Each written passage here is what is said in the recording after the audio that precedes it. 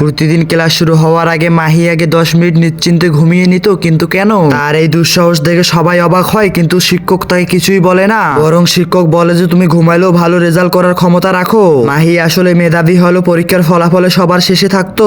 সে এমন ভাবে নাম্বার পায় যাতে কেউ তাকে টপকে লাস্ট না হতে পারে। তার এই কৌশলের কাছে সহপাঠীরা সবাই অসহায়। তারা জানে মাহি তাদের থেকে অনেক বুদ্ধিমান, তাই তাকে কিছু বলে না। যেখানে অন্যরা ঘন্টার পর ঘন্টা পরে মুখস্থ করতো, সেখানে সে এক পলকেই মুখস্থ করে ফেলে।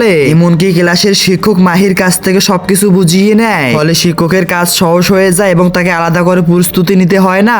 এই আবদানের জন্য মাহি বিশেষ সুবিধা পায়। ক্লাসে সে ঝিমালেও কেউ তাকে কিছু বলার সাহস পায় না। নতুন ইংরেজি শিক্ষক মাহির এই বিশেষ সুবিধা মেনে নিতে পারেন না। তিনি তাকে সরাসরি আক্রমণ করে কথা বলেন, শুধু বুদ্ধি দিয়ে লাভ নেই, তুমি তো গ্রামার আর শব্দ ভাঙার কিছুই জানো না। মাহি দমে না গিয়ে আত্মবিশ্বাসের সাথে জানিয়ে দেয় যে সে আগে থেকে এগুলো জানে এবং নতুন করে সেগুলো শেখার আর কোনো দরকার হয় না তার।